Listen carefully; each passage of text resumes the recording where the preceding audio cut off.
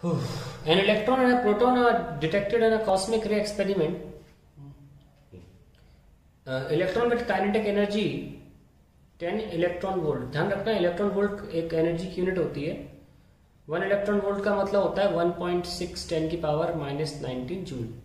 जब बहुत कम वैल्यूज की बात होती है तो हम इलेक्ट्रॉन वोल्ट में ज्यादा बताते हैं, ज्यादा सही रहता है. इतना लंबा लंबा कौन लिखे. प्रोटॉन की काइनेटिक एनर्जी कितनी है इलेक्ट्रॉन की, और प्रोटॉन की काइनेटिक एनर्जी कितनी, क्योंकि उसका मास ज्यादा है तो उसकी ज्यादा होगी 100 kilo electron volt. Which is faster. इसे पूछ रहे हैं इनमें से फास्टर कौन है, द इलेक्ट्रॉन या प्रोटॉन. ठीक है कर लेते. Half mv² is equal to 10 electron volt. ध्यान रखना इसमें मास हम इलेक्ट्रॉन का ले रहे हैं अभी. फॉर इलेक्ट्रॉन हेडिंग डाल लो, फॉर इलेक्ट्रॉन. फास्टर मतलब हम वेलोसिटी निकालनी. तो v² क्या हुआ 20 इलेक्ट्रॉन वोल्ट बाय मास. एक बात सुनो ध्यान से.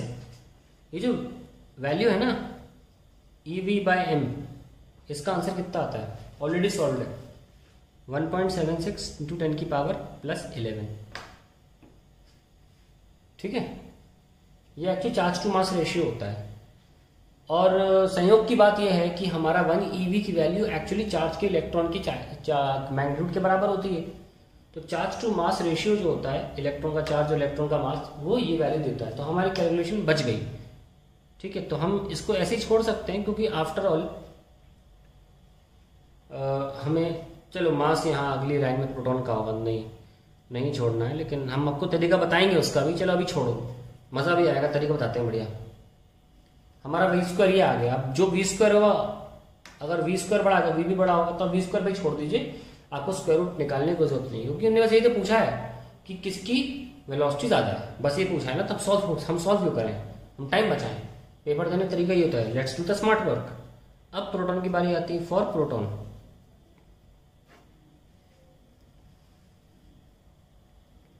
हाफ mv² काइनेटिक एनर्जी का यूनिवर्सल फॉर्मूला 100 इलेक्ट्रॉन वोल्ट. अब देखना मैं क्या करूंगा. 200 बाय मास इलेक्ट्रॉन वोल्ट. तो 200 ये प्रोटॉन का मास है, ये इलेक्ट्रॉन का मास था. तो ev/mp. Okay, ev/mp. अब एक जुगाड़ देखिए. मास ऑफ प्रोटॉन जो होता है वो 1836 टाइम्स मास ऑफ इलेक्ट्रॉन होता है. याद रखिएगा एक बार.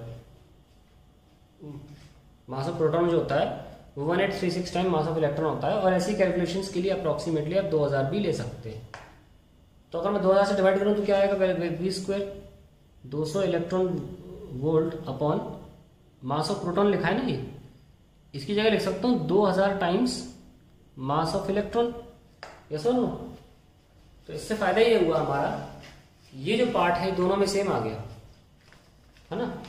ये पार्ट दोनों में सेम आ गया.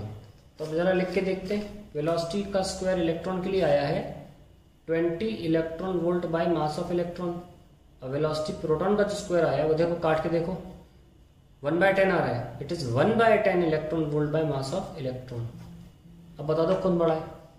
तो ये फायदा हुआ कि हमें सॉल्व नहीं करना पड़ा ev/me, और हमने यहाँ पे ev/mp यानी कि मास ऑफ प्रोटॉन को मास ऑफ इलेक्ट्रॉन के फॉर्म में लिख लिया.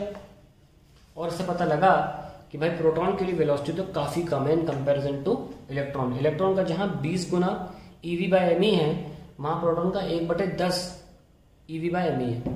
अब रेशियो भी निकालना है, और रेशियो निकाल सिंपली डिवाइड कर दो ve²/vp². पर हमें स्क्वायर हटाना पड़ेगा. अभी तो बताने के लिए काफी था कि स्क्वायर में छोड़ दिया, पता लग रहा है कौन बड़ा है, लेकिन अब हमें हटाना पड़ेगा.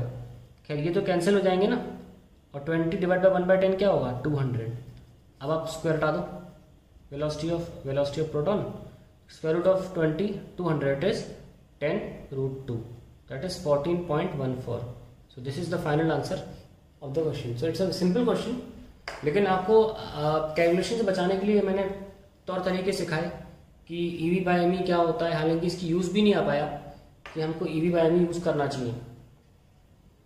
और दूसरे पार्ट में तो हमने बहुत बढ़िया चीज ये करी कि मास ऑफ प्रोटॉन को हमने इलेक्ट्रॉन के फॉर्म में लिख लिया, जिससे कि ये चीज कॉमन आ जाए. तो ऐसे स्मार्ट वर्क आपको एग्जाम में करने होंगे टाइम बचाने के लिए.